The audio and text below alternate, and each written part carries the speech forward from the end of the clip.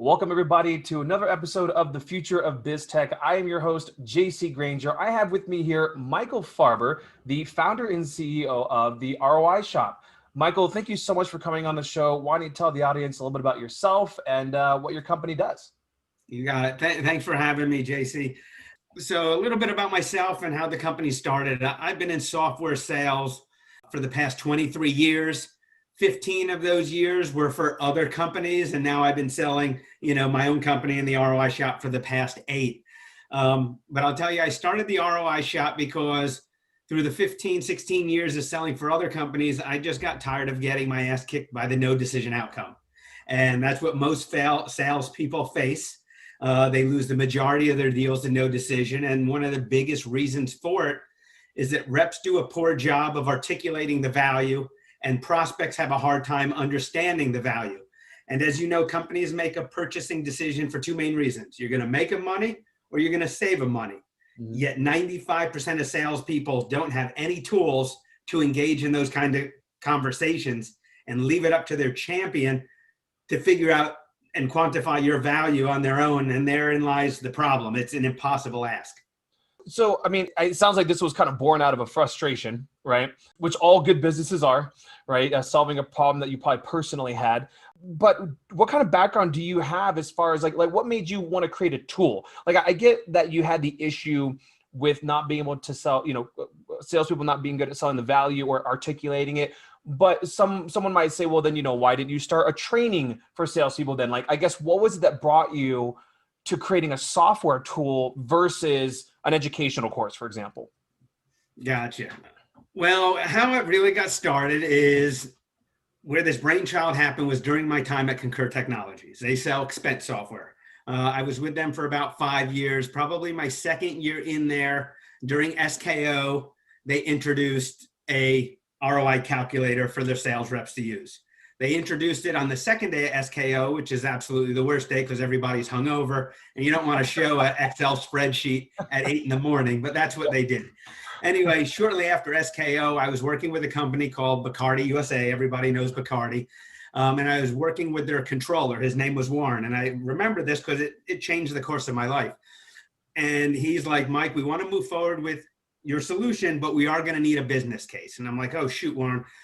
Absolutely. We could build something like this. I'm scheduled to come down in 2 weeks.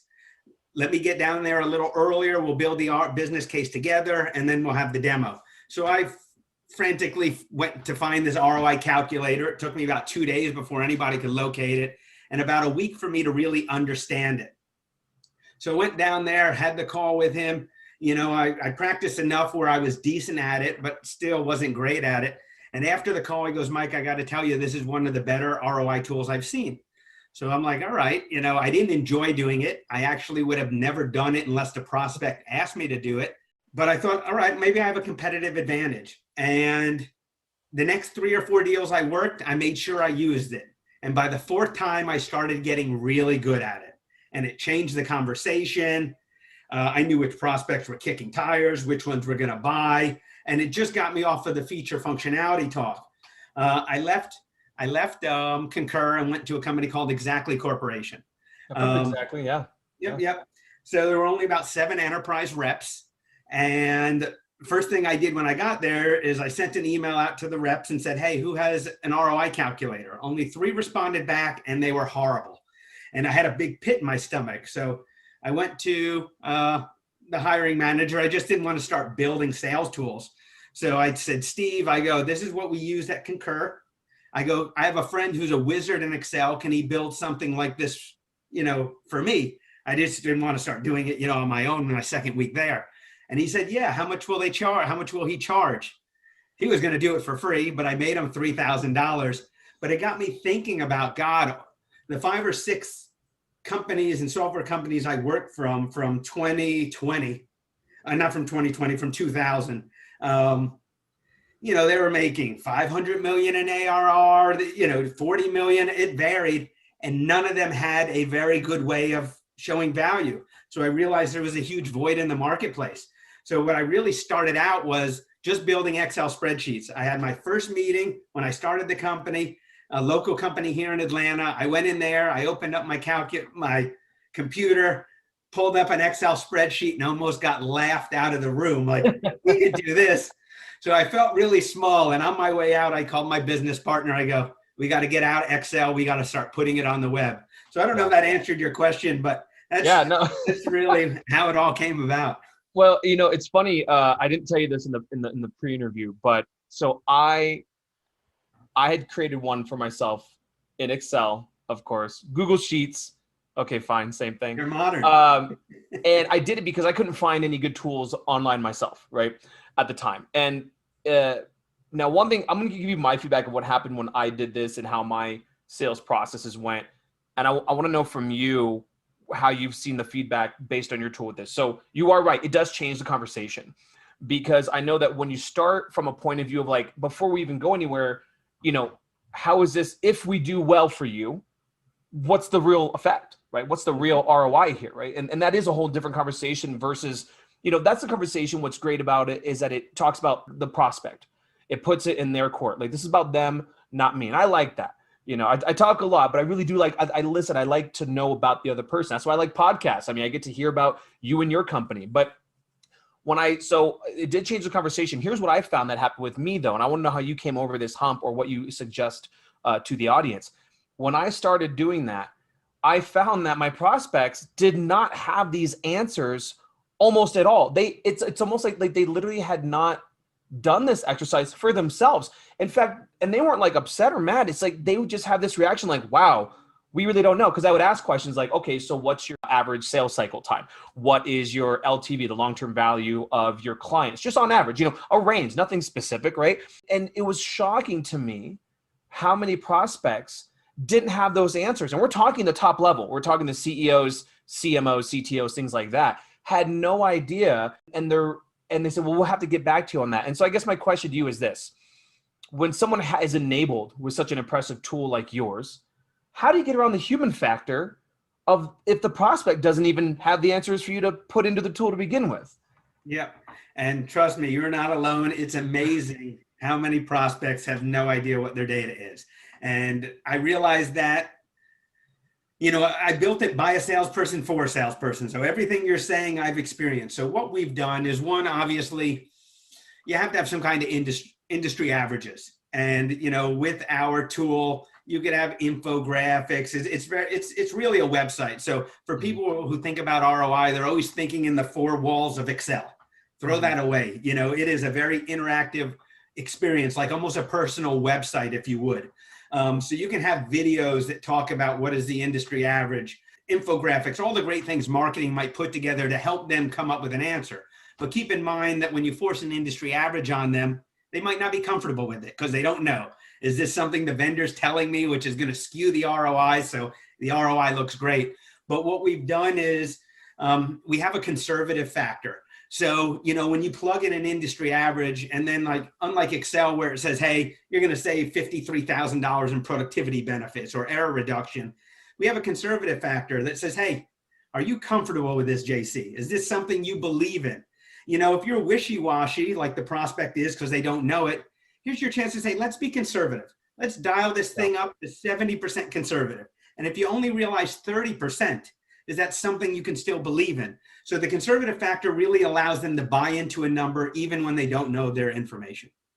Yeah, the one thing that was good about going through the exercise, though, is that because they didn't have their numbers, just the act of us going through that exercise, it gave them their numbers. So I would ask things like, okay, well, if you don't know what your average ROI is, well, let's talk about this. Tell me about your average client. I would tell them, I'd say, I don't want to hear about the top 20% or the bottom 20. I said, give me the average of the middle 60. Right. So I don't want to hear about the best giant big client you have. And I don't want to hear about your tiny guys. Just give me the middle section and then give me the average of that. And so that was my way of going conservative, because the average of the middle is only going to be, that's going to be a far cry away from their really big clients.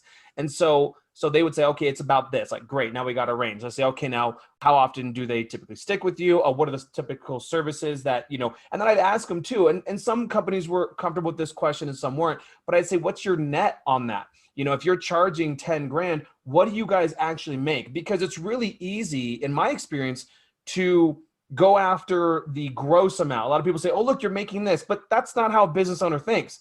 it's not about the gross, like, but what do they have at the end of the day? If they're grossing 10 grand and you cost 5 grand, but their margin's 3 grand, they're under by 2 grand, right? So it's not a 5 to 10, it's really a 2 and a 5. That's the issue. So the cool part about the exercise, and what I think is really valuable about your tool, is that if the prospect doesn't have their numbers, it sounds like someone using your tool interactively with the prospect, it could give them some of their numbers. Like it might be the first time they're doing that exercise and they can come away with that realization. That happened to me a couple times that I really liked. Yeah. And one of the things it does is it makes you know if you have a real champion there. Can you go back and find that information? If they're not willing to spend the 15, 20 minutes with you to build a business case, they're not going to buy a $100,000 product from you. Yeah. And it also allows you to go deeper and wider, because most salespeople get single threaded. They're working with one person. But when you ask that one person some data, if they don't know it, who might know it? Do you think you could put me in touch with them? Who cares about this section? And it just can naturally widen the folks that you're talking with.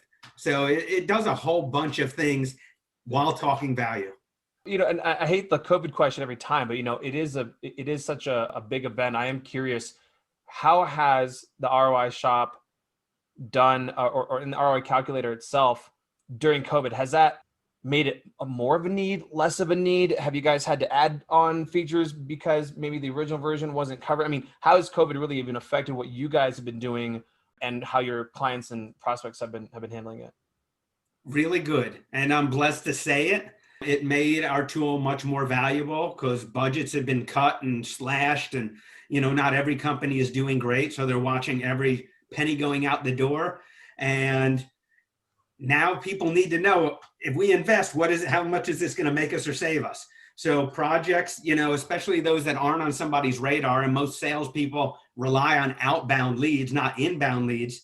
So if you generated an outbound lead, if you thought it was harder beforehand, it's twice as hard now because you weren't a budgeted project. So it's actually made our tool a lot more valuable. Okay, yeah, and I could see that. I mean, I was actually just talking on Clubhouse the other day about the ROI and how COVID has affected things. But you're right. I mean, budgets were slashed. I found that prospects are finding two things that they're really concentrating on: the trust factor. One, they want to trust that they're spending they're being hawks, absolute budget hawks on every penny.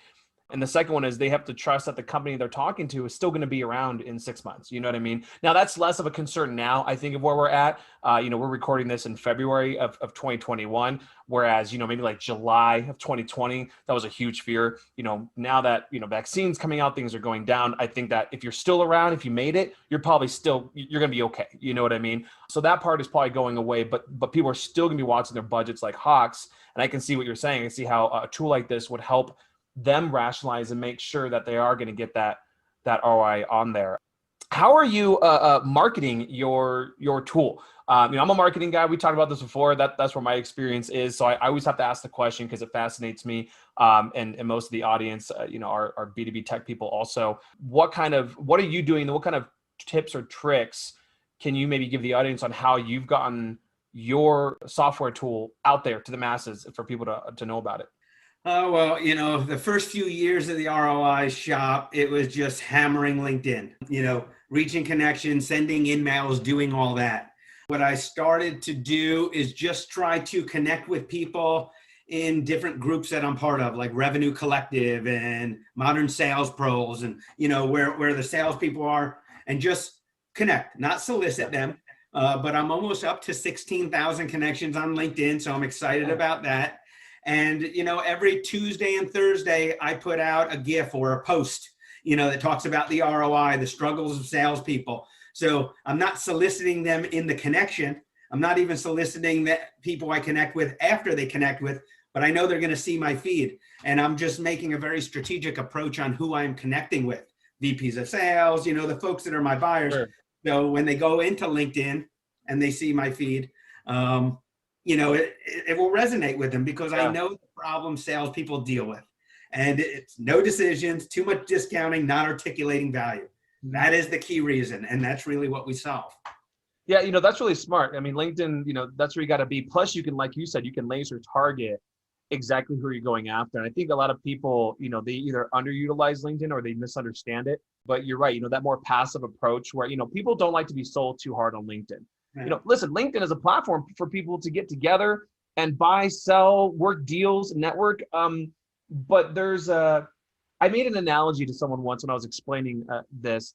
Have you ever done business in Asia by any chance? No, I have Okay. not. So Asian business culture is very interesting. If you were to fly to, South Korea or China or Japan or something, typically you go in, you bring a gift. That's very customary to bring a gift when you're going. The host will, accept, and you sit down, and typically they will get to talk about anything they want other than business. And it is considered rude to start talking business until they've opened that platform to do so. So what I find interesting about Asian culture is that there's this analogous part of how LinkedIn works. No, it's not that anyone is delusional about why they're there, but they do respect a certain order of processes, right? It's like, hey, connect with me, make sure it's a relevant connection, right? If you want to post things or give value, fine. But until it's time to actually start the conversation, you don't go in and go bang, bang, bang, pow, pow, sales, sales, sales. That's the quickest way to get blocked, on LinkedIn. So I commend you for understanding that, because so few people do, and they do it the wrong way. So outside of LinkedIn, are you supporting it with any kind of paid ads? Or you said you were doing video. Is there anything else, other advice you'd give any other, tech SaaS companies right now as far as how to help their growth outside of LinkedIn? I do some Google ads, and we're now looking into LinkedIn ads. So Those are we're expensive. yeah, I'll tell you, it's funny. We actually started about a week and a half ago and made a video. My wife's a video editor. She does social media. So it saves me, I can do that all day long. It saves me a lot of money there. Thank God. Yeah. So a $3,000 budget. And I thought I came up with a really compelling ad, and I'm like, perfect. And then I had it, if they click on it, it goes to our website. I didn't have a specific landing page. I see you shaking your head. Yeah, it ain't going to work. That ain't going to work. There goes $3,000. No, but listen, this is good though. I listen to Gary Vee a lot. I don't know if you listen to Gary Vee. Love Gary. He's the best. So it's like, don't wait to be perfect. Go out there, do your shit. Yeah. If it messes up, learn from it, do it again. So I wasn't going to wait till it's perfect. So anyway, the LinkedIn ad work, they say 2.5% click rate is incredible. It's pretty good on a LinkedIn ad. We were getting 5.5%. Oh, wow. But I wasn't getting shit on my website. So I told my wife, let's pause it. This is obviously working. Now I'm in the process of building that landing page. So yeah. So you were getting the click through, but not the conversion. Right.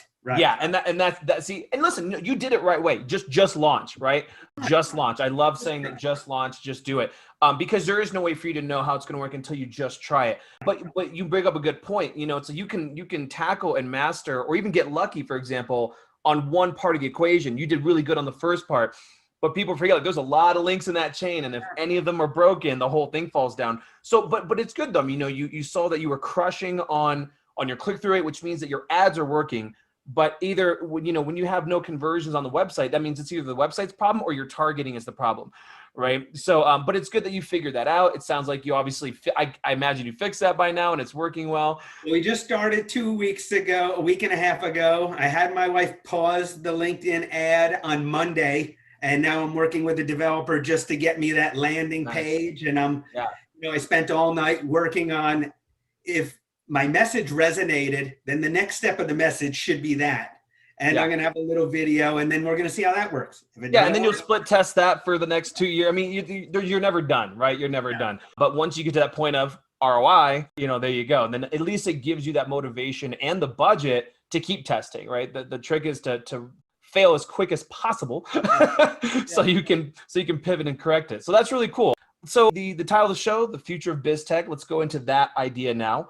Where do you see your industry going? By your industry, I want to say specifically, let's say the sales tools, let's say ROI tools. So you have a very specific one that helps salespeople calculate it with prospects.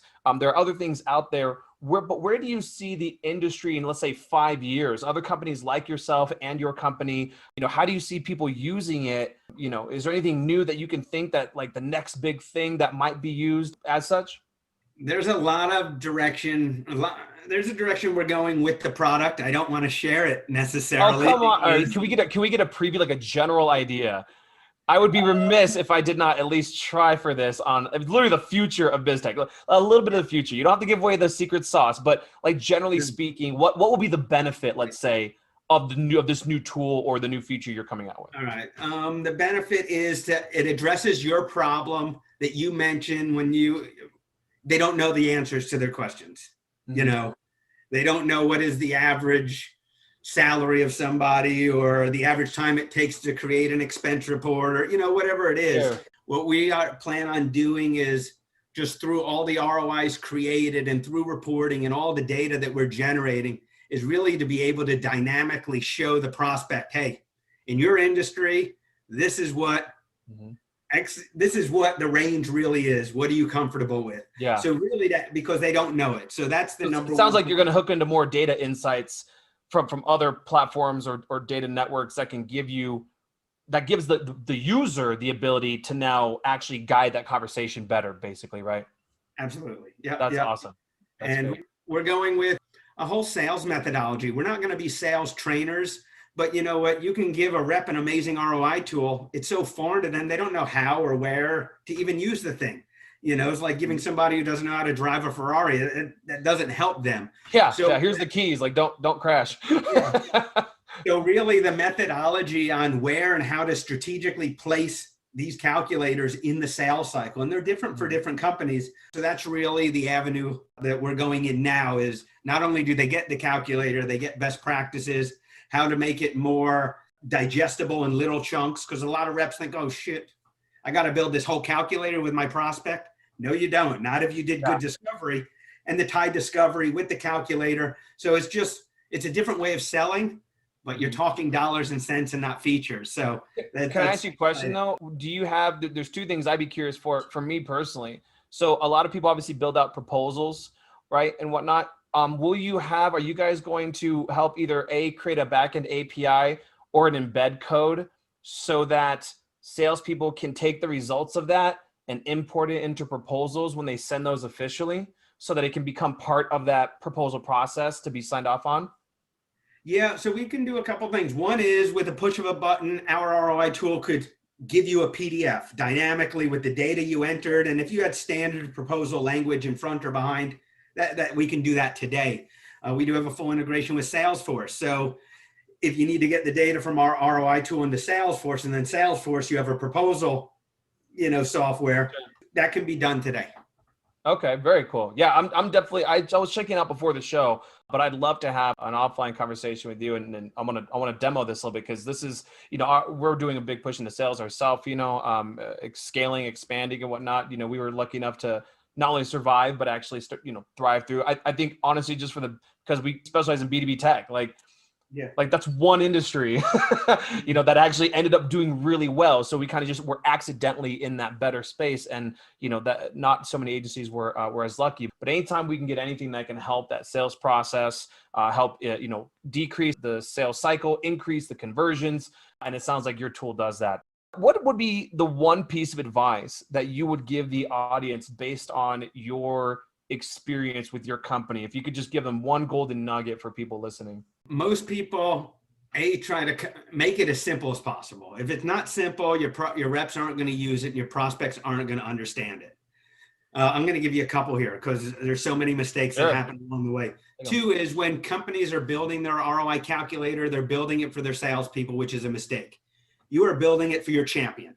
They're the ones that are going to get it. They're the ones that have to look at it, understand it, and sell it internally. If they're not comfortable with it, they're not going to use it. What do you mean by champion? You mean like your head salesperson, or you mean like your best prospects? Who's the champion here? The champion's the prospect. So if I'm selling to you and I build an ROI calculator with you and then I give it to you to sell internally, if you're not comfortable with it, you're not going to bring it up to your C levels to sell. So it has to be easy enough with the prospect. They're not going to spend hours on it. They have to pick it up quickly. So, it has to be simple. Also, the one thing I always tell is don't boil the ocean. Don't try to uncover every penny you save. There's 2 or 3 problems your solution probably solves well. And then there's another 6 that are nice to have. Oh, we'll save you some paper or some mailing cost or whatever it is. But just focus on the heavy, what do most of your prospects gravitate to? Don't build a tool that will address 100% of your product. Services, offerings. Yeah. I love that term. I've never heard that. Don't try to boil the ocean. That's profound, because that visual really reminds me of a lot of situations that I've been in, throughout my whole career. So focusing on that one part first, and the rest will work itself out once you can tackle that. Yeah, at least you're giving your reps something they can talk value about. It was better than nothing, even if it's just two things. And then as the reps get more comfortable with it, they'll come back and say, can we add this in? So don't build something. You're not in the trenches. You don't know what the reps go through. So we'll start with the MVP, right? That minimum viable product. Yes. And then let them give you the feedback to build on top of if needed. Yes. Then. Yes. Awesome. So how can people reach you personally, or the company, if they're interested in the tool, or if they want to connect with you for any kind of business things? What would be good information to give out? Please connect with me on LinkedIn. I live and breathe on LinkedIn. The company is called The ROI Shop. Don't leave out the word the, otherwise you won't find us. I wanted to go with ROI Shop, but somebody had that domain and wanted to sell it to me for $95,000 when I'm opening. I'm like, that's all right. Get out of here. Get out of here. In front of it. Save myself. So, and you can get through to me. You fill out the form. It's going to come to me. We're a small company. I bootstrapped it about 9 years ago. I went 3 years without a paycheck.